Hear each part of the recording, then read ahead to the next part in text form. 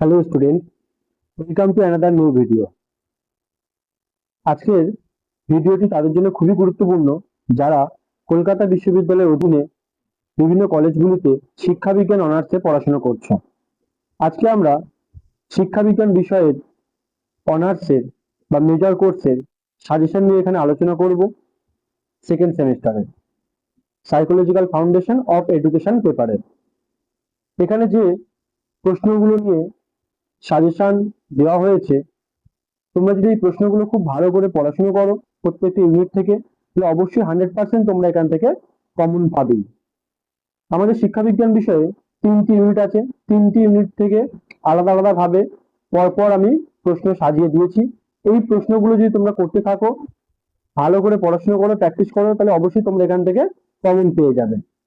Unit 1-এ যে প্রশ্নগুলো আমি তোমাদের জন্য রেখেছি তার মধ্যে আমি কিছু গুরুত্বপূর্ণ প্রশ্ন বলে দেবো, কিছু স্টার দিয়ে দেবো, সেগুলো তোমরা অবশ্যই খুব ভালো করে করবে।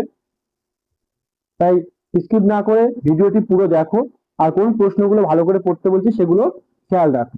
প্রথম প্রশ্ন, শিক্ষা ও মনোবিজ্ঞানের সংজ্ঞা দাও। শিক্ষা ও মনোবিজ্ঞানের সংজ্ঞা দাও। শিক্ষা বিজ্ঞান ও মনোবিজ্ঞানের সম্পর্ক লেখো।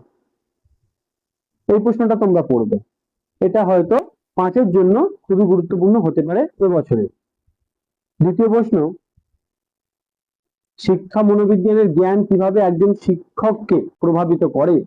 শিক্ষা বিজ্ঞান ও মনোবিজ্ঞানের মধ্যে পার্থক্য লেখো। এই প্রশ্নটাও মোটামুটি ইম্পর্টেন্ট, তোমরা ভালো করে পড়বে। তারপরে 3 নম্বর প্রশ্ন, শিক্ষা মনোবিজ্ঞানের সংজ্ঞা দাও। শিক্ষাক্ষেত্রে তাৎপর্য বা গুরুত্ব লেখো। তো এই গুরুত্বর প্রশ্নটা বা তাৎপর্যের প্রশ্নটা এবার তোমাদের জন্য মোস্ট ইম্পর্টেন্ট প্রশ্ন। এই গুরুত্ব বা তাৎপর্যটা খুবই গুরুত্বপূর্ণ, এটা ভালো করে পড়বে। তারপরে প্রশ্ন, শিক্ষা মনোবিদ্যার প্রকৃতি পরিধি আলোচনা করো। পরিধিটা খুবই গুরুত্বপূর্ণ তোমাদের জন্য। পরিধিটা খুব ভালো করে পড়বে। নেক্সট প্রশ্ন, শিখন কি, শিখনের প্রকৃতি ও বৈশিষ্ট্য আলোচনা করো। তো এই শিখন কি, শিখনের প্রকৃতি ও বৈশিষ্ট্য, এই প্রশ্নটিও তোমাদের জন্য অনার্সের জন্য খুবই গুরুত্বপূর্ণ একটি প্রশ্ন, যা এবারে পরীক্ষায় অবশ্যই আসতে পারে। নেক্সট, স্মৃতি বা স্মরণ কি, স্মৃতির সঙ্গে যুক্ত প্রক্রিয়াগুলো আলোচনা করো। এই প্রশ্নটি ভালো করে পড়বে। নেক্সট, স্মরণ প্রক্রিয়ার প্রকারভেদ ও উত্তম স্মৃতির লক্ষণগুলি আলোচনা করো।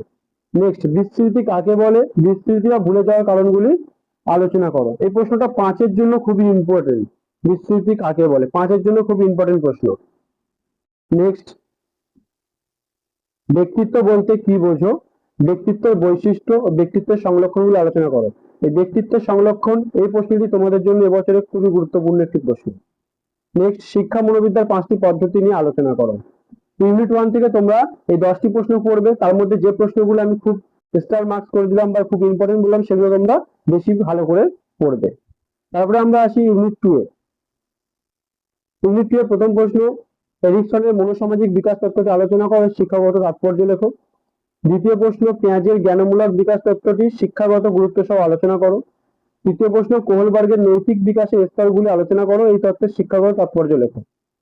তোমরা যে প্রশ্নটা খুবই ভালো করে পড়বে সেটা এরিকসন তোমরা খুব ভালো করে পড়বে।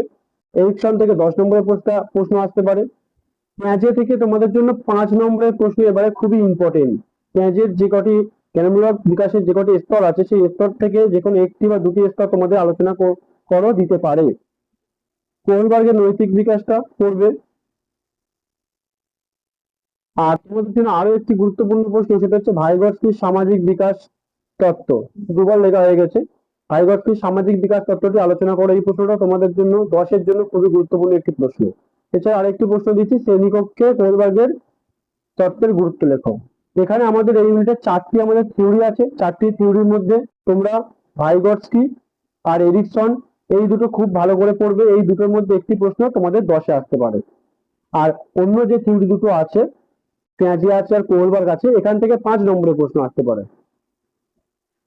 তারপরে ইউনিট 3 তে প্রথম প্রশ্ন, বুদ্ধি কাকে বলে, বুদ্ধির বৈশিষ্ট্য পরিধি আলোচনা করো।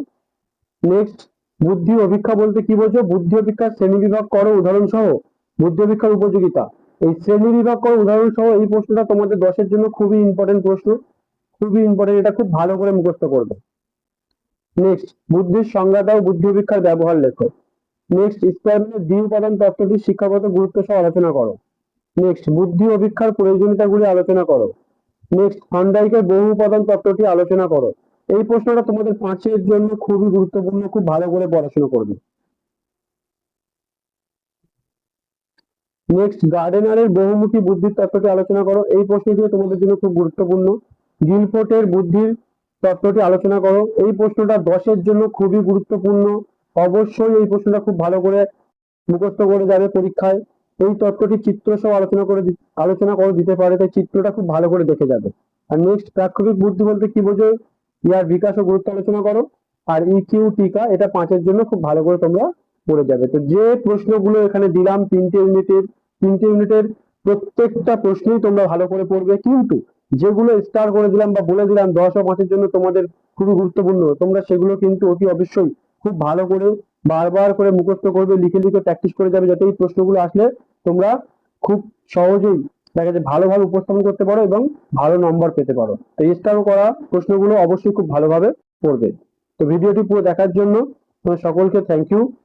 আর চ্যানেলটি লাইক করো, শেয়ার করো আর সাবস্ক্রাইব করে রাখো। এইভাবে দেখা যাচ্ছে প্রত্যেকটা পেপারের সাজেস্টিভ প্রশ্ন নিয়ে তোমাদের সাথে আলোচনা করব। আর যদি কারোর প্রশ্নের উত্তর বা দেখা যাচ্ছে নোটসের প্রয়োজন হয়, তাহলে ডেসক্রিপশনে দেওয়া ফোন নম্বরে অবশ্যই যোগাযোগ করো। ভিডিওটি পুরো দেখার জন্য সকলকে থ্যাংক ইউ।